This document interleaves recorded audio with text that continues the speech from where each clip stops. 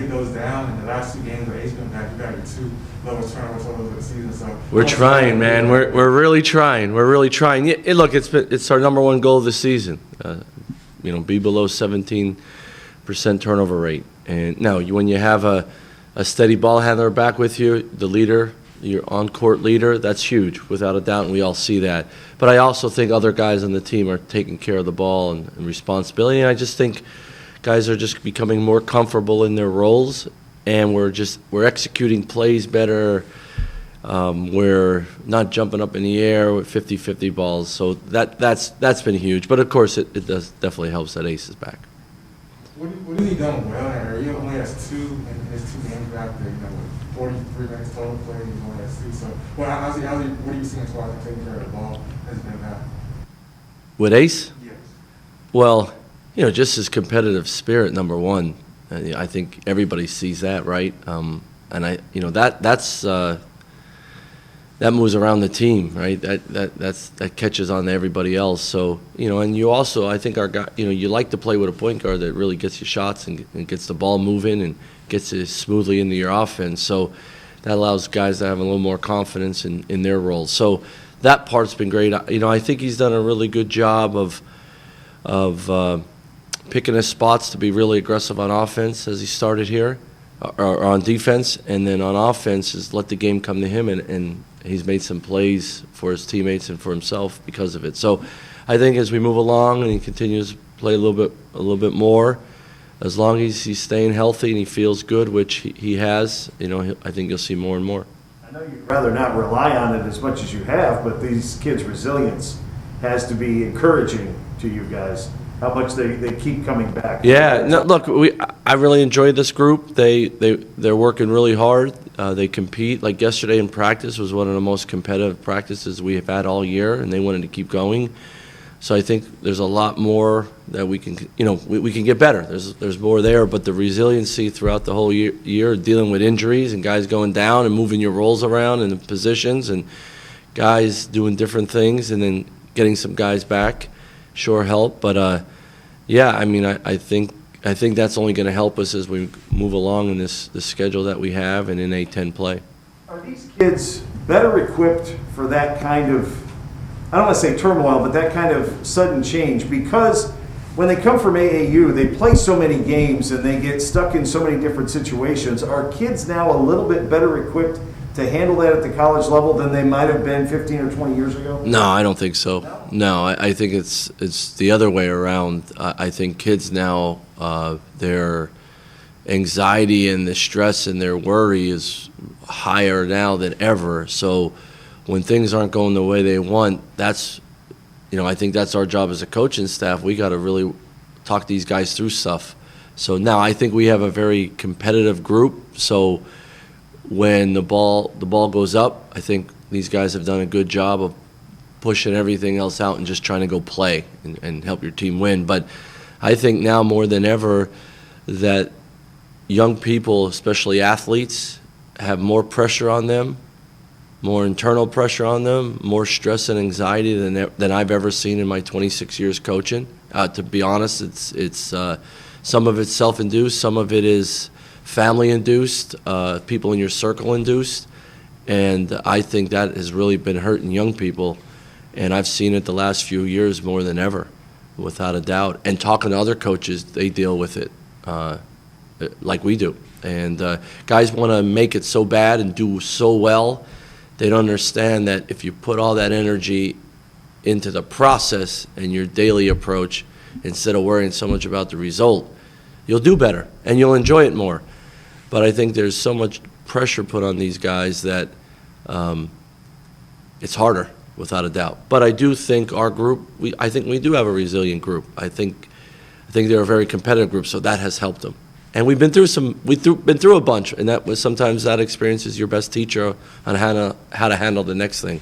In general, how often do kids, maybe not this particular group, but in general, how often do the kids come to you and share that anxiety, or is that still, are they a little more open about it than maybe they used to be? Yeah, well, the number one thing, we've had some things in our program the last few years that I'm not educated even after 26 years to deal with, to understand as well as I wish I could. And so, we've brought people in, and I'm proud to say it, and I've talked to other coaches about it, and other coaches do it, that we've brought people in that are educated, and that's their profession, to help our guys grow and move forward and handle adversity and handle pressure and anxiety and stress. I thank goodness we have an administration that is all about our guys growing. It's just not the bottom result of winning and losing.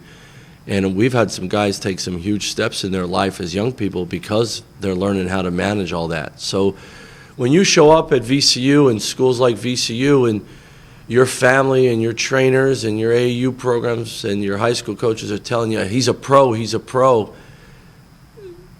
our guys put so much stress on themselves, like that's the only way I'm going to make it in life, and which is total bull. But unfortunately, that's what they hear since they started playing basketball at 11, 12 years old. So they're not equipped to handle that pressure when we get them, and so we've tried to find different avenues to help them, and also educate our staff to work with our guys through some of this. It's all mental health. We all need it, and we just made it. Ed and Mac have helped us put that in the forefront and helped our guys, and it's carrying over to the court, and it's helping some of our players on the court as well. I'm going to touch back on the turnovers. The last 9 minutes at ODU, we had none. Obviously, that was a big moment of the game. Is that a moment you clip like a film study to say, hey, we did this very well, we need more? Yeah, we talked to our guys about, the 6-minute game. You've heard me say that before. The 6-minute game. In the 6-minute game, we want to take care of the basketball, be solid on defense, and make our free throws. We were having trouble most of the year up until the last 2 games, really, of not taking care of the ball. We took care of the ball. Now, we had 2 bad fouls and missed a few free throws, but that is something we said, hey, we're taking care of the ball, we're getting a shot at the basket, we're drawing fouls, and that's the right way to play, especially on the road in an environment like Saturday night. So, huge step for us. We got to continue to build on that, but we talk about it every day. We got to make sure those turnovers are limited. If you do that, you're giving yourself a chance no matter who you play. Have you seen playing more off the ball help Jaden and Marcus? Like Jaden obviously had the 20 against Jacksonville State. Marcus has been shooting the ball pretty well. 2 big threes at OU. Have you seen that maybe help them open up their game a little bit more? Yeah, without a doubt. I mean, for Marcus Sahonis, we brought him here to be a 2 guard, but we knew he could handle the ball as well, and he got thrown in that role when Ace was out. So, and then he was battling an injury, so a tough adjustment. Here now you see he looks more natural at the 2. Guys are getting him shots. He gets to the windows and gets some open shots and knocks them down. Huge. That's what we think he can do for us the rest of the year.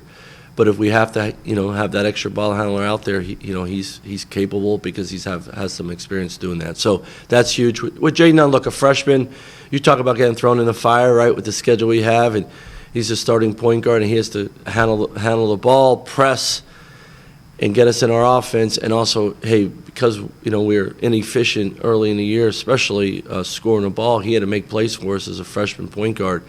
Now, at times, with him and Ace playing together, he could get off the ball a little bit and find his spots, more of a natural flow for his game. But then, hey, he can also play the point, too, and use a lot of ball screens and have that extra handler out there. So it's great growth for him, but also just allow him to have a little less pressure of trying to do it all.